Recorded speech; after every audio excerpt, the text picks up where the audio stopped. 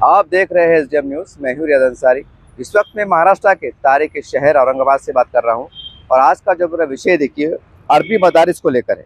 आज मेरे हाथ में औरंगाबाद ज़िले से शाये होने वाला प्रकाशित एशिया एक्सप्रेस, ये महाराष्ट्र का मराठवाड़े का बहुत मकबूल आम उर्दू ज़बान में निकालने वाला पेपर है और इसके फ्रंट के ऊपर एक न्यूज़ है। देखिए, उत्तराखंड में 110 मदारिस बंद और इसके अंदर ये लिखा हुआ है कि ये मदरसे जो है तो मतलब गैर कानूनी तरीके से चलाए जा रहे थे, परमिशन नहीं थी और बहुत सी बातें थी और इसके पर के मदरसे को सवाल किया गया और मदरसे को बंद किया गया।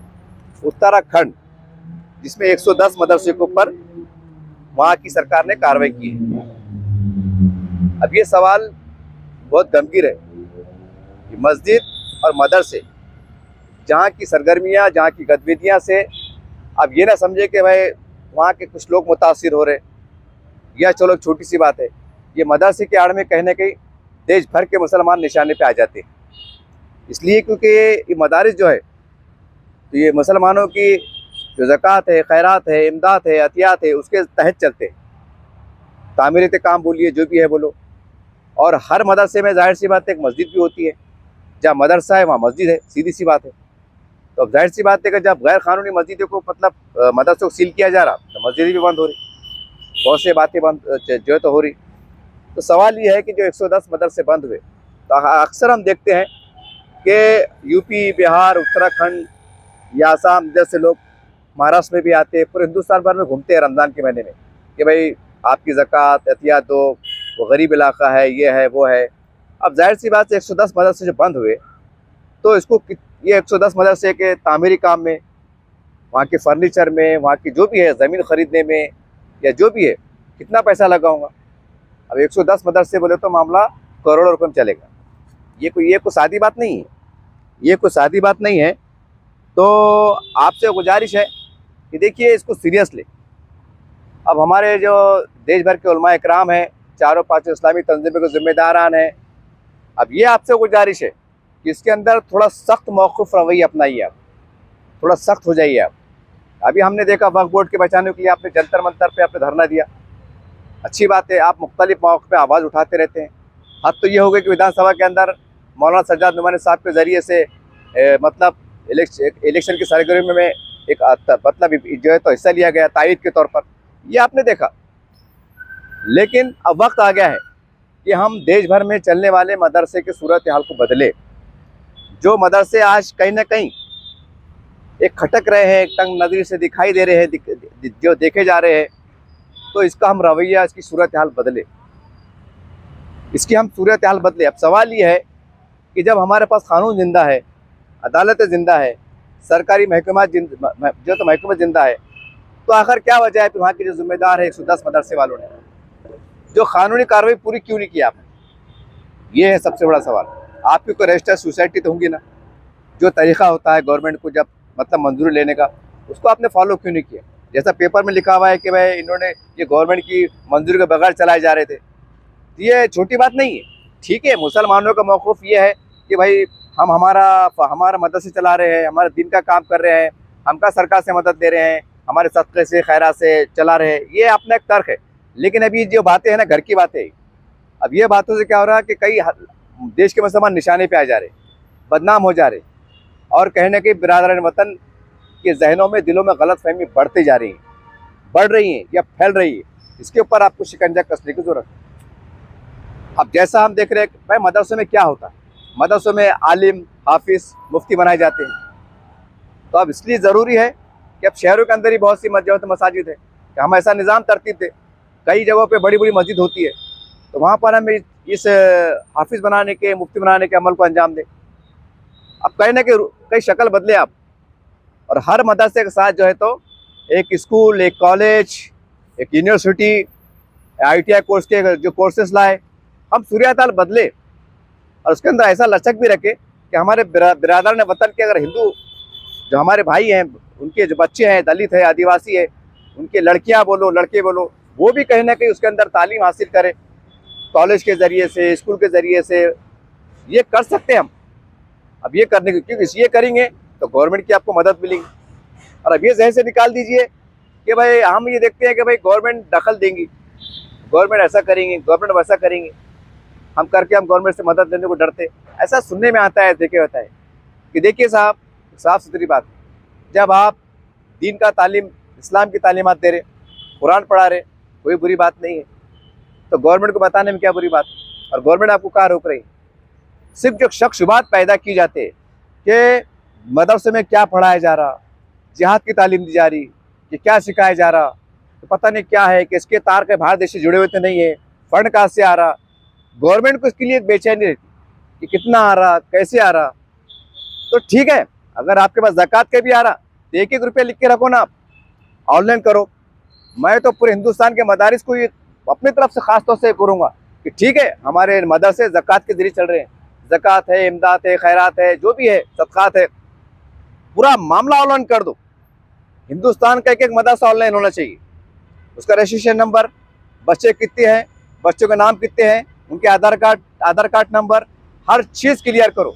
उनका एडमिशन कब हुआ, एक एक हर साल की अपडेट, ये साल कितने बच्चे जो तो बाहर निकले मुफ्ती बन के, हाफिज बन के, कितने बच्चे इंटर हुए, सारा बायोडाटा सामने रखो। इसलिए सामने रखो कि मदरसों के खिलाफ जो साजिश रची जा रही है, इनको ज़रा सी गलती बोलो, कमी का बहाना बनाकर ऐसा बवाल क्या खड़े किया जा रहा है कि गोया वो मदरसे नहीं है, पता नहीं क्या है चल रहे।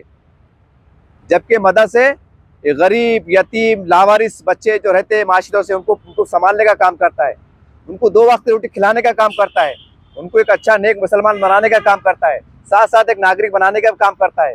बहुत से मदारिस में अल्हम्दुलिल्लाह थोड़ा असली तालीम का नज़्म भी आहिस्ता आहिस्ता शुरू हो रहा है, लेकिन उसके बावजूद भी ये फ़िरका परस्तों के चंद जो मुट्ठी भर लोग हैं, ये कहने के बहाने के तलाश में रहते हैं कि ज़रा सा बहाना मिल जाए कि हम उसकी आड़ में तमाम मदारिस को जो है तो निशाने पर लाए। ये है सच्चाई। तो मेरे आपसे गुजारिश है कि देखिए, हमारे पास एक अजीब निज़ाम है, जब तक जूते पड़ते नहीं, जब तक जेल में जाते नहीं, जब तक कार्रवाई होते नहीं, हम कुछ सुधरते नहीं, हम कुछ सुधरते नहीं या हम होश में आते नहीं। ये बहुत कड़वा सच है और माजी में ऐसी कई मिसालें हैं। अरे भाई, जब आपको लग रहा है, जब आपको लग रहा है कि भाई कहीं ना कहीं एक हमको घेरा जा रहा है, हम पे सवाल खड़े किए जा रहे हैं, बिला वजह शक किया जा रहा है, बिला वजह इस्लाम तराशी बहुतान लगाया जा रहा है, तो उसका अल्टरनेट क्या? उसका अल्टरनेट क्या? तो तालो हिंदुस्तान में इतने मदारिस चल रहे हैं, पूरे मदारिस के नाम, वो किराए का है, भाड़े का है, खुद का है, कैसा है, अगर जातिया ज़मीन है तो उसका रजिस्ट्री के जो है उसका क्या बोलते हैं ना, सर्वे नंबर, गट नंबर, 2 एकड़ ज़मीन है, गट नंबर, कौन सी सोसाइटी के नाम पर है, कैसा है, पूरा बायोडाटा डालिए आप, पूरा बायोडाटा डालिए, ताकि लोगों को हम बता सके कि देखिए ये मुसलमानों के सदक़े से, खैरात से, ज़कात से चलाया जा रहा है और कितने साफ शफाफ तरीके से चलाया जा रहा है कि हमने एक एक चीज़ को ऑनलाइन किया है। ये साल में ज़कात जो भी मदद आई आपको, ज़कात, खैरात, ये इतने पैसे आए, इतने पैसों का राशन आया, इतने पैसों को तनख्वाहें गई, इतने पैसों को ये अब ऑनलाइन कर दीजिए आप, तो कम से कम सरकार के समझ में आएगा। और जब ये चीज़ आम होगी तो जाहिर सी बात है, हम अगर उसके बाद भी अगर कोई शरारत होती है तो अल्हम्दुलिल्लाह हम बहुत ताकतवर तरीके से, बहुत बेहतर तरीके से, कानूनी तरीके से हम हाई कोर्ट, सुप्रीम कोर्ट का दरवाज़ा खटखटा सकते हैं कि साहब, हमने तो तमाम चीज़ें खुली किताब कर दिया है कि हमारे पेट में क्या है, हमारे आंग में क्या है, हमारे जेब में क्या है, 100 रुपये है कि 1000 रुपये बता दिए, हमने क्या खाया वो बता दी, कल क्या खाने वाले हैं वो बता दे रहे। उसके बाद फिर ये गैर ज़रूरी बात क्यों, हम पे शक क्यों, हम पे शुबा क्यों, और हम पे शिकंजा क्यों? मगर उसके लिए हमें जो हमारे अंदर कमियां हैं, चाहे कानूनी हो, जो भी हो, हमें उसे पूरा करने की जरूरत है। तो जब भी जाकर ये मामला हो सकता है। आप बोलिए ना, ऐसा नहीं है। अब खैर उत्तराखंड का मसला है, वो एक मजहबी, वहाँ पर हमारे हिंदू भाइयों का वहाँ पर बहुत बड़ा मंदिर भी है, तो उस लिहाज से कोशिश चल रही है, लेकिन ये असरात और भी पड़ सकते हैं, और भी देश के अंदर जो है तो भोले भालेपन में चल रहे हैं।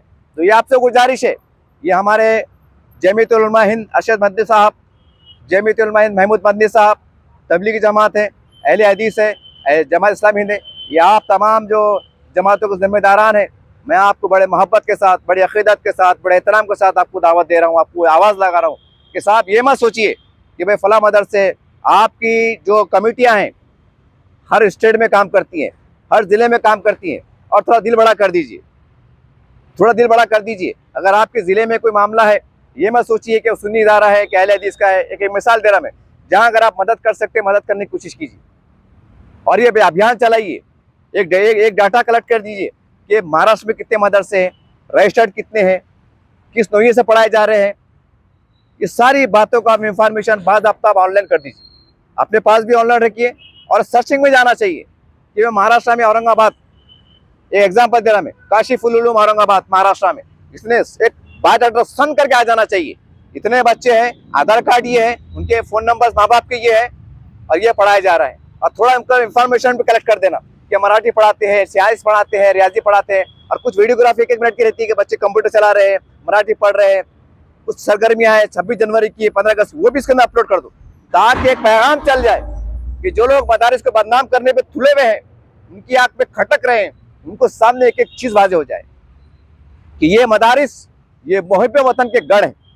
यहाँ से निकलने वाले बच्चे समाज के, इंसानियत के लंबरदार हैं। ये मुहिब वतन है, ये देश के लिए लड़ने वाले हैं, ये देश के लिए मिटने वाले हैं, ये देश को सेवाएं देने वाले हैं। ये वो बच्चे हैं, इनके दाढ़ी टोपी पे ना जाए, इनके नेहरू शर्ट पैजामे पे ना जाए। कि कोई कह रहा है कठपुतले है, कोई बड़ा तो क्या है, कोई बड़ा तो क्या है, ये ठीक बात नहीं है। तो मेरा इसका आसान सा सोल्यूशन है। देखिए 110 मदरसे पर कार्रवाई हुई उत्तराखंड में। आप बताइए 110 मदरसे कार्रवाई हुई, तो जाहिर सी बात है ये मदरसे रातों रात तामीर तो नहीं होंगे, इसको 2 साल लगे होंगे, किसको 3 साल लगे होंगे। यानी मतलब कुल मिला के ये मदारिस का चंदा 5 साल से 10 साल तक चल रहा होगा ना। पूरे हिंदुस्तान में घूम रहे होंगे कि साहब उत्तराखंड में मदरसा है, आपसे मदद होती है, किने 1000 दिया, किने 500 दिया, किने 100 दिया, किने जो भी दिया, किने अतिया दिया, किने खरा दिया। यानी कि 8-10 सालों में 1 करोड़ रुपए की ज़कात चलेगी ना हमारी, ज़कात बोले इमदाद बोलो ना। अब वो मदरसे को लॉक लग गया, अब क्या काम की तुम्हारी ज़कात। अब ठीक है, वो उस दौरान में जो बच्चों ने पढ़ के निकल गए उसी के लिए सिखा लिए, वो सवाब की बात है। मगर बोलना मैं ये चाह रहा कि हमें वसी सोच बनाना पड़ेंगी ना कि ऐसे हालात आ रहे क्यों, क्या आपने गैर कानूनी और मदारिस, जबकि मालूम है कि मुल्क में हालात क्या चल रहे हैं, यहाँ पर क्या क्या क्या क्या माहौल चल रहा है, जरा सी बात पे शक शुबा की निगाह से देखा जा रहा है।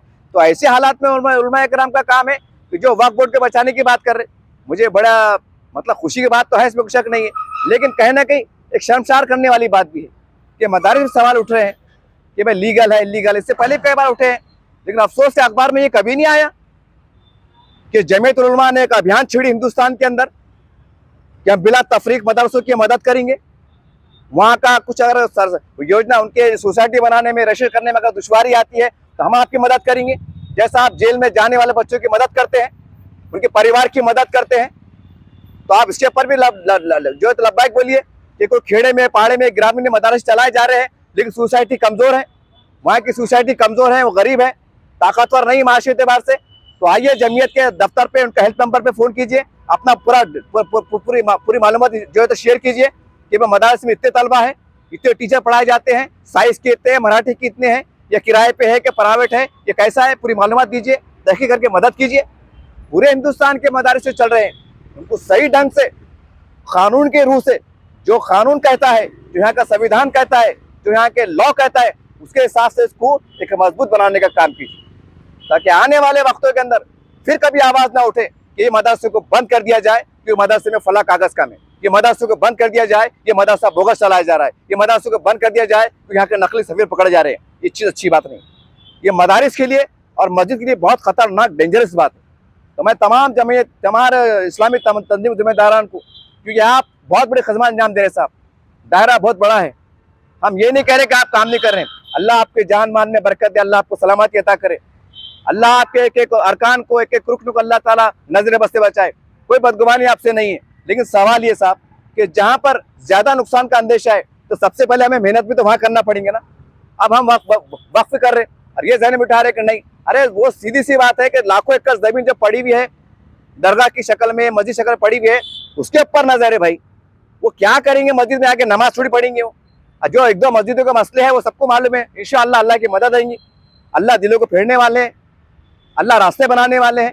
आप उलमाए दीन हैं, हमसे ज़्यादा अल्लाह आपकी सुनता है, मोटे तौर पे कह रहा हूँ। अल्लाह तो खैर तो 70 माह की माया रखता है, तो हमारे भी सुनने का इसमें कोई शक नहीं है, हम भी आपके लिए दुआएं करेंगे।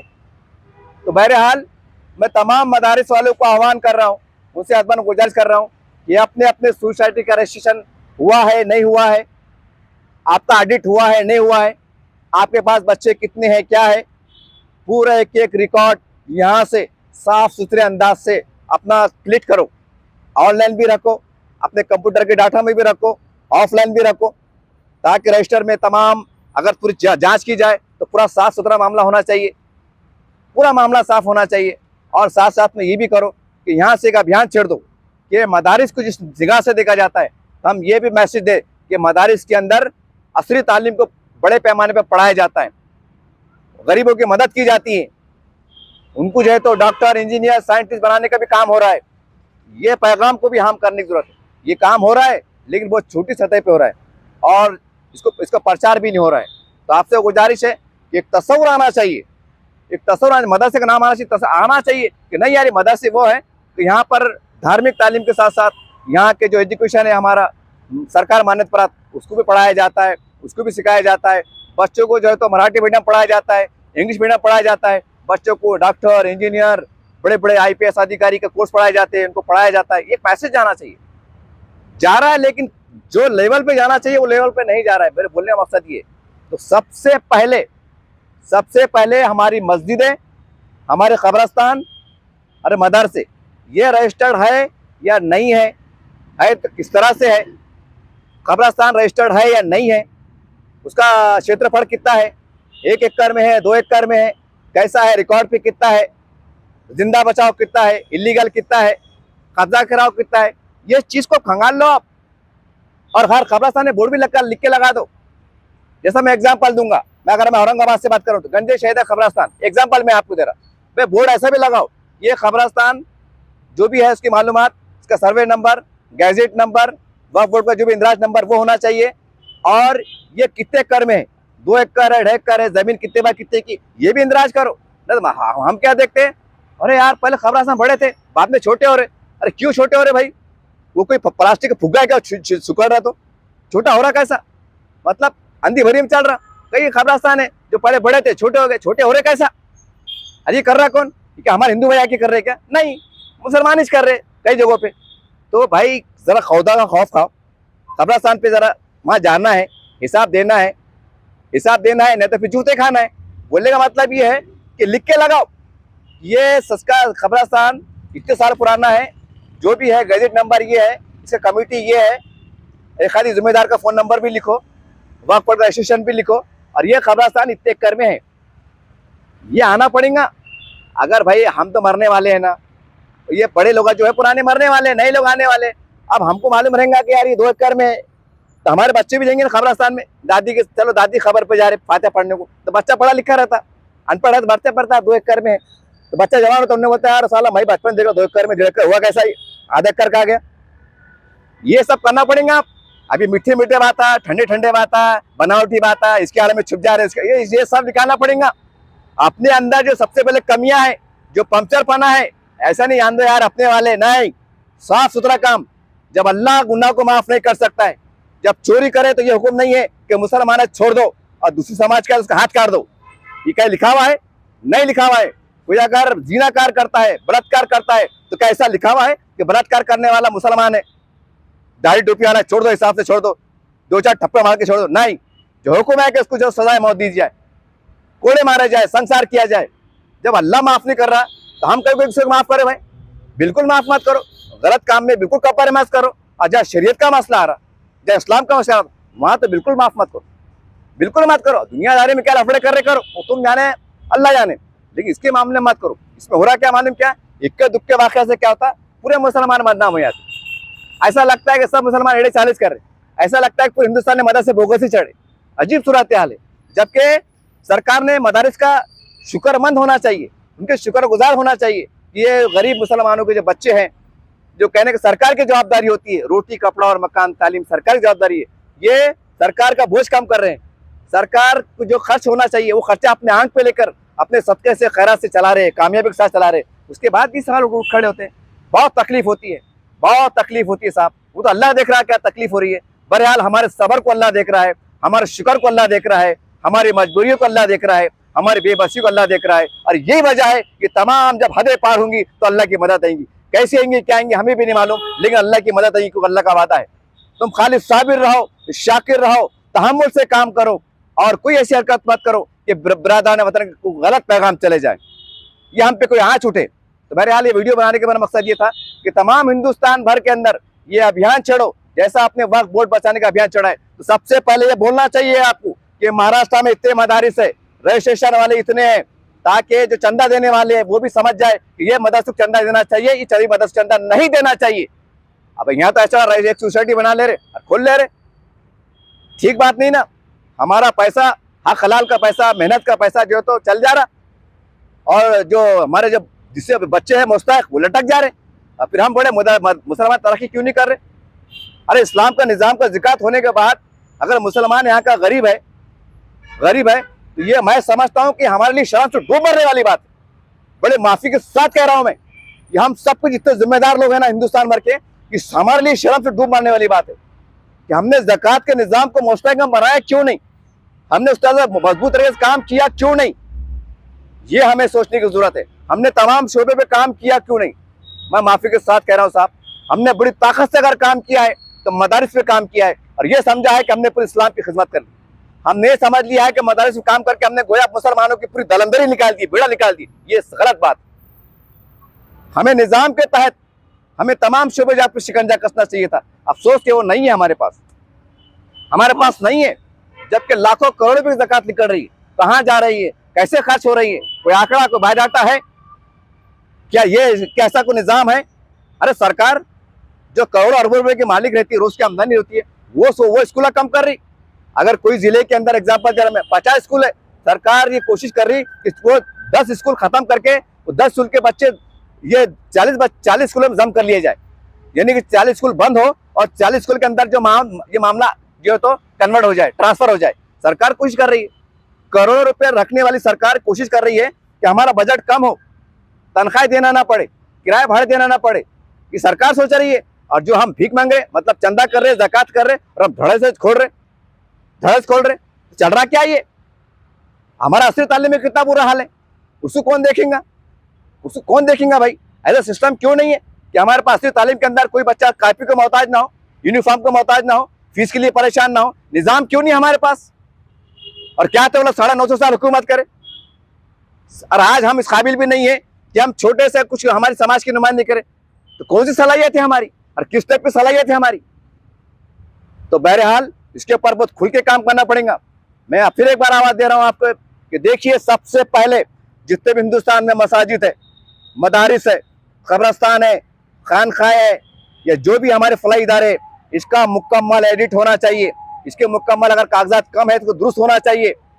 और तमाम अगर कुछ कमियां, पैसों का फंड का मसला आ रहा है तो मेरी आपसे गुजारिश है, हिंदुस्तान के भर में तमाम मदारिस के जो तामीराती काम है या मसाजिद तामीराती काम है, उलमा कराम से मशवरा करके वो पैसों का इस्तेमाल इधर कीजिए, मशवरा कीजिए, क्योंकि ये तो अपने मसला है, शरई मसला ही है।